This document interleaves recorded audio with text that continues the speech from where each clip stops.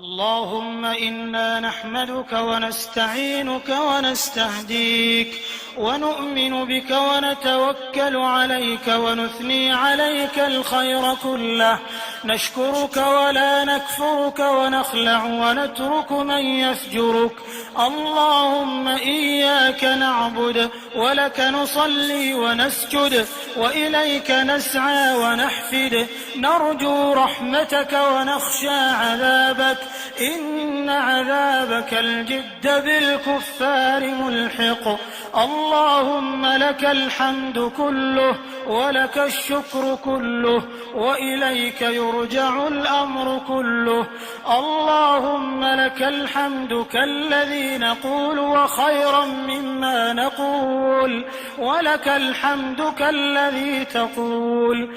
لك الحمد حتى ترضى ولك الحمد إذا رضيت ولك الحمد بعد الرضا. اللهم لك الحمد بما هديتنا ورزقتنا وخلقتنا وفرجت عنا. لك الحمد بكل نعمة أنعمت بها علينا في قديم أو حديث أو خاصة أو عامة أو سر أو علانية. لك الحمد بالإيمان ولك الحمد بالإسلام ولك الحمد بالقرآن ولك الحمد بالمال والأهل والمعافاة. بسطت رزقنا وكبت عدونا وأظهرت أمننا وجمعت فرقتنا، ومن كل ما سألناك ربنا أعطيتنا. فلك الحمد كثيرا كما تنعم كثيرا، ولك الشكر كثيرا كما تجزل كثيرا، ولك الشكر على كل حال. لك الحمد بجميع المحامد، لا نحصي ثناء عليك أنت كما أثنيت على نفسك.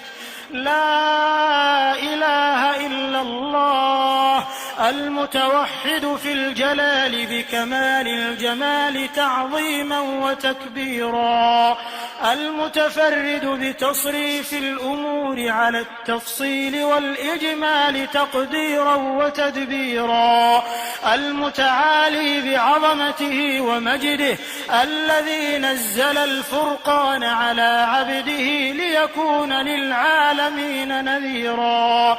اللهم لك الحمد على نعمك العظيمة وآلائك الجسيمة، حيث أنزلت إلينا خير كتبك وأرسلت إلينا أفضل رسلك وشرعت لنا أعظم شرائع دينك وهديتنا لمعالم دينك الذي ليس به التباس، وجعلتنا من خير أمة أخرجت للناس. الحمد لله الصادق في قيله قل صدق الله، ومن أصدق من الله قيلا، ومن أصدق من الله حديثا. ونحن على ما قال ربنا وخالقنا من الشاهدين، ولما ألزم وأوجب غير جاحدين، والحمد لله رب العالمين. وصلى الله على نبينا محمد سيد المرسلين وعلى آله وصحبه الطيبين الطاهرين، وعلى زوجاته أمهات المؤمنين. اللهم لك الحمد على ما يسرت لنا من صيام رمضان وقيامه، ولك الحمد على ما وفقتنا لإتمام القرآن وتلاوة كتابك العظيم الذي لا يأتيه الباطل من بين يديه ولا من خلفه، تنزيل من حكيم حميد. اللهم إنا عبيدك بنو عبيدك بنو إمائك، نواصينا بيدك، ماض فينا حكمك، عدل فينا قضاؤك. نسألك اللهم بكل اسم هو لك نسألك اللهم بكل اسم هو لك سميت به نفسك أو أنزلته في كتابك أو علمته أحدا من خلقك أو استأثرت به في علم الغيب عندك أن تجعل القرآن العظيم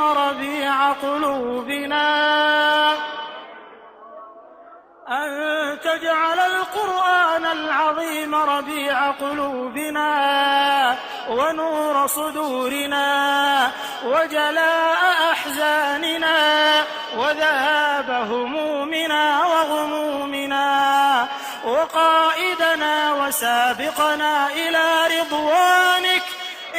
رضوانك وإلى جناتك جنات النعيم.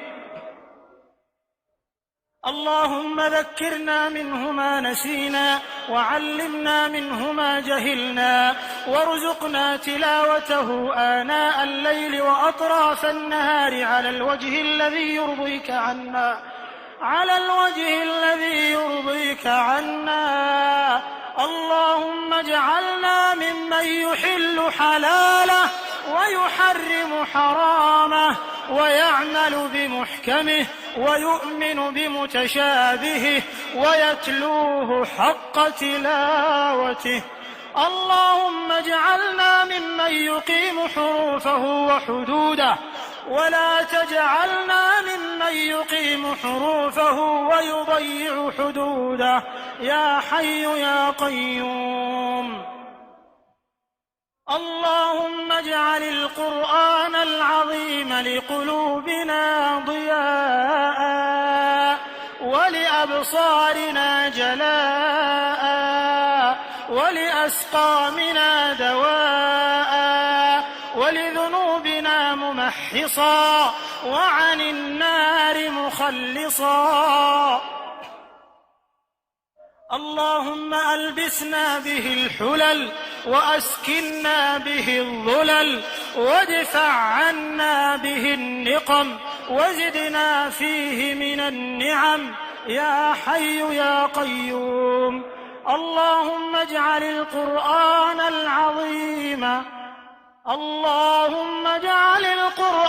العظيم شفيعنا وحجة لنا لا حجة علينا. اللهم اجعلنا عند ختمه من الفائزين واجعلنا فيه عند البلاء من الصابرين وعند النعماء من الشاكرين وإلى أعلى جناتك سابقين. اللهم اجعلنا من أهل القرآن الذين هم أهلك وخاصتك. اللهم اجعلنا ممن يقال له اقرأ وارقى ورتل كما كنت ترتل في الدنيا يا ذا الجلال والإكرام. اللهم اجعلنا ممن اتبع القرآن فقاده إلى رضوانك والجنة ولا تجعلنا ممن اتبعه القرآن فزج في قفاه إلى النار برحمتك يا أرحم الراحمين. اللهم انفعنا وارفعنا بالقرآن العظيم الذي رفعت مكانه وأيدت سلطانه وقلت يا أعز من قائل سبحانه فإذا قرأناه فاتبع قرآنه ثم إن علينا بيانه أحسن كتبك نظاما وأفصحها كلاما وأبينها حلالا وحراما. اللهم انقلنا بالقرآن الكريم من الشقاء إلى السعادة ومن النار إلى الجنة ومن الهداية ومن الشقوة إلى الهداية ومن البدعة إلى السنة ومن أنواع الشرور كلها إلى أنواع الخير كلها يا حي يا قيوم. اللهم اقسم لنا من خشيتك ما تحول به بيننا وبين معصيتك، ومن طاعتك ما تبلغنا به جنتك، ومن اليقين ما تهون به علينا مصائب الدنيا، ومتعنا بأسماعنا وأبصارنا وقواتنا أبدا ما أحييتنا، واجعله الوارث منا، واجعل ثأرنا على من ظلمنا، وانصرنا على من عادانا، ولا تجعل مصيبتنا في ديننا، ولا تجعل الدنيا أكبر همنا ولا مبلغ علمنا ولا إلى النار مصيرنا، واجعل الجنة هي دارنا، ولا تسلط علينا بذنوبنا من لا يخافك ولا يرحمنا، برحمتك يا أرحم الراحمين.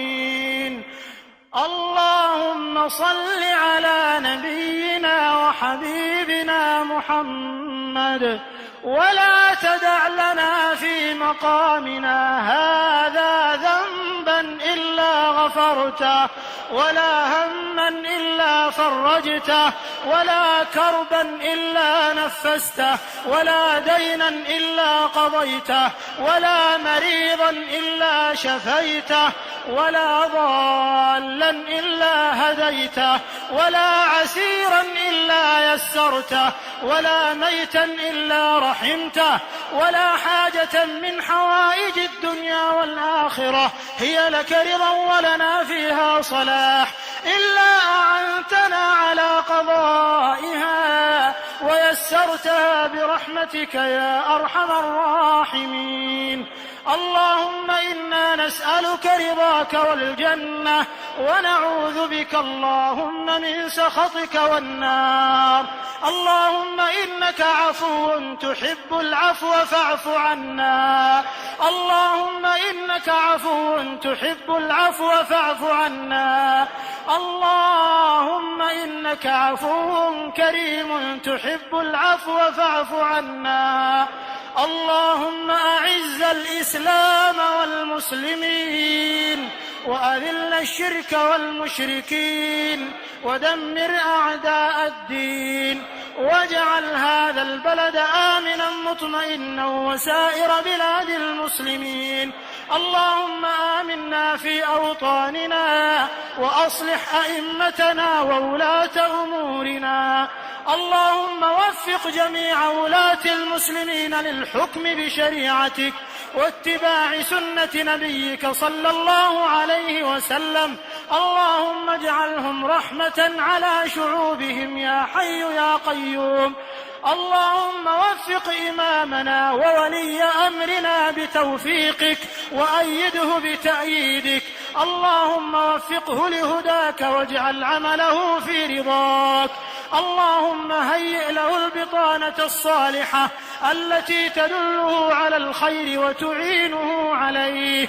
اللهم كن له مؤيدا ونصيرا، واجعله لأوليائك معينا وظهيرا، وعلى أعدائك سيفا شهيرا.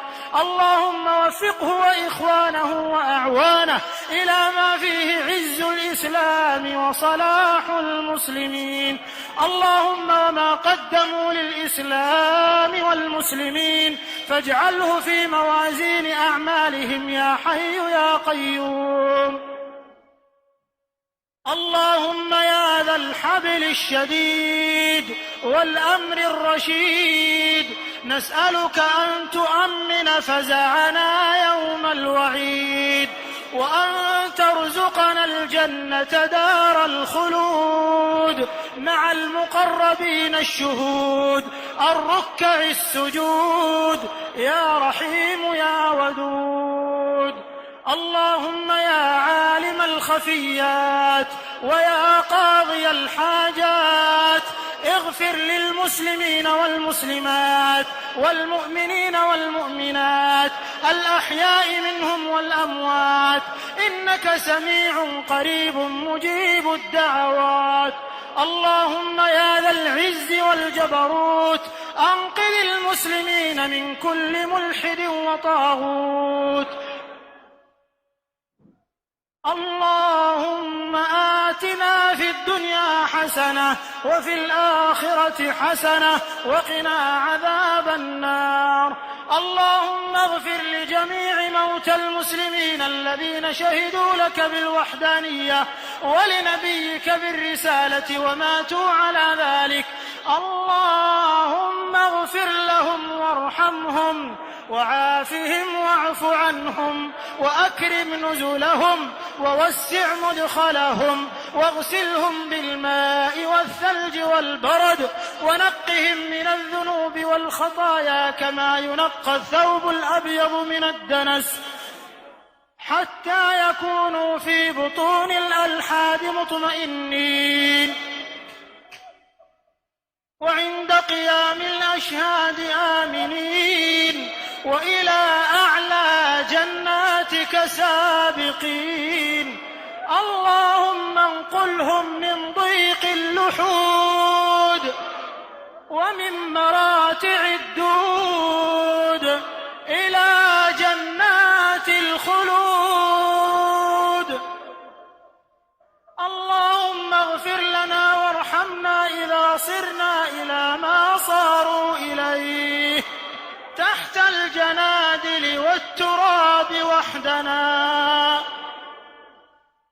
اللهم ارحمنا في القبور إذا وارانا التراب وتركنا الأهل والأصحاب وهجرنا الإخوة والأحباب. اللهم اجعل قبورنا رياضا من رياض الجنة ولا تجعلها حفرا من حفر النار. اللهم ثبتنا عند السؤال. اللهم ارحمنا عند الموت وهون علينا سكرات الموت. اللهم ارحمنا عند سؤال منكر ونكير، وارحمنا إذا خالطنا الديدان يا رب العالمين. اللهم ارحمنا يوم الفزع الأكبر واجعلنا من الآمنين. اللهم ارحمنا عند تطاير الصحف وارحمنا عند نصب الصراط. اللهم ارحمنا إذا دنت الشمس من رؤوس العباد. اللهم أظلنا تحت ظل عرشك يوم لا ظل إلا ظلك. اللهم اجعل آخر كلامنا من الدنيا شهادة أن لا إله إلا الله وأن محمدا رسول الله، وتوفنا وأنت راض عنا غير غضبان، واجعلنا ممن ينادى غدا في الآخرة كلوا واشربوا هنيئا بما أسلفتم في الأيام الخالية. اللهم اجعلنا إخوانا على سرر متقابلين يا أرحم الراحمين. اللهم وفق جميع علماء المسلمين لبيان الحق والدعوة إليه. اللهم انصر من نصر الدين واخذل من خذل المسلمين يا رب العالمين. اللهم انصر إخواننا المجاهدين في سبيلك في كل مكان يا من لا يهزم جندك ولا يخلف وعدك. اللهم منزل الكتاب ومجري السحاب وهازم الأحزاب، اهزم أعداء الإسلام والمسلمين في كل مكان. اللهم أدر عليهم دوائر السوء. اللهم اشدد عليهم وطأتك وارفع عنهم عافيتك. اللهم صدع بنيانهم وشل أركانهم وجمد الدماء في عروقهم، وأرنا بهم يوما أسودا كيوم فرعون وهامان وأبي بن خلف يا ذا الجلال والإكرام، يا قوي يا عزيز.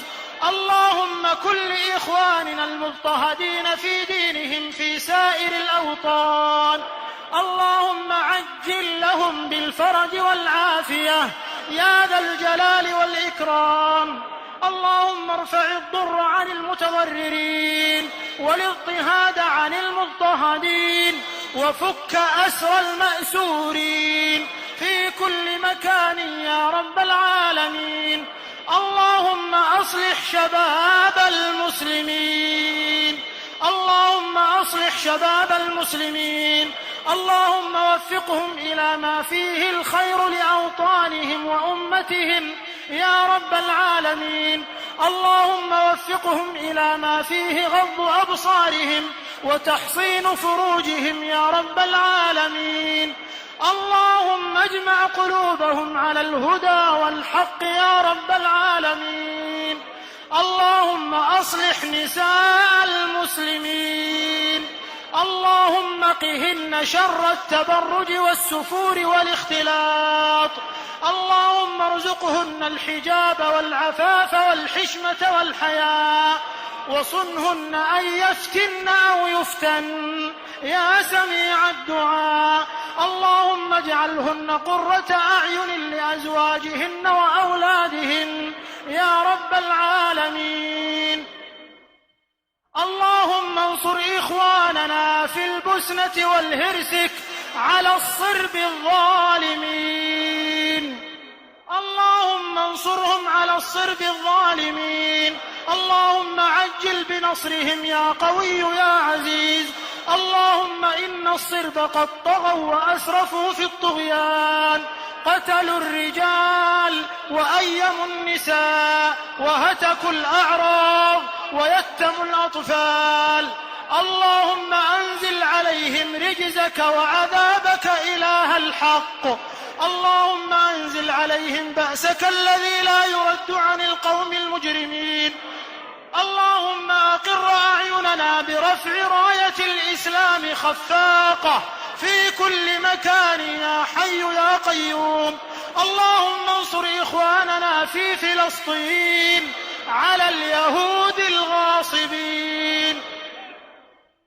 اللهم أقر أعيننا بإعادة المسجد الأقصى إلى بلاد المسلمين. اللهم أقر أعيننا بإعادة المسجد الأقصى إلى بلاد المسلمين. اللهم طهره من الغاصبين وأخرجهم منه أذلة صاغرين، وارزقنا فيه صلاة قبل الممات. اللهم وكما جمعتنا في هذا المكان المبارك وفي بيتك المقدس وفي مسجد نبيك صلى الله عليه وسلم، فاجمعنا في المسجد الأقصى يا رب العالمين، واجمعنا في دار كرامتك ومستقر رحمتك يا حي يا قيوم.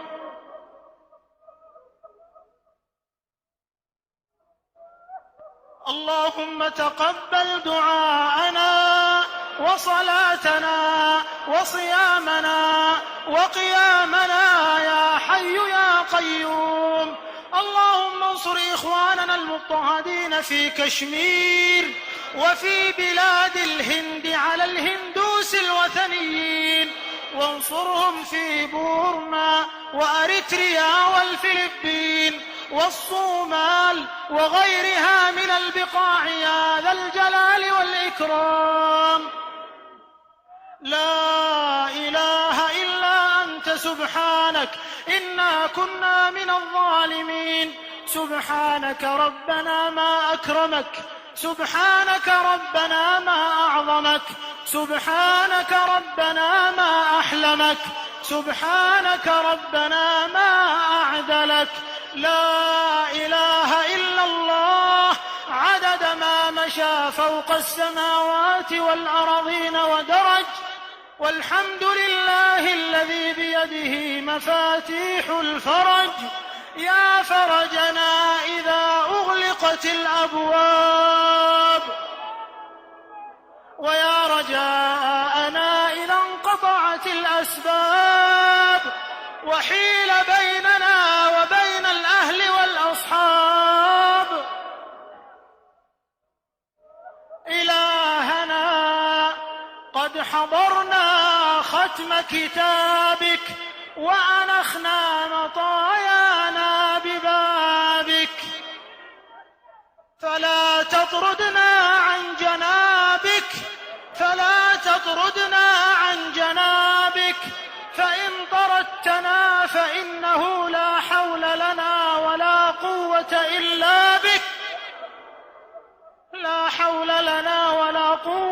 إلا بك، حسبنا الله ونعم الوكيل، على الله توكلنا، ربنا لا تجعلنا فتنة للقوم الكافرين.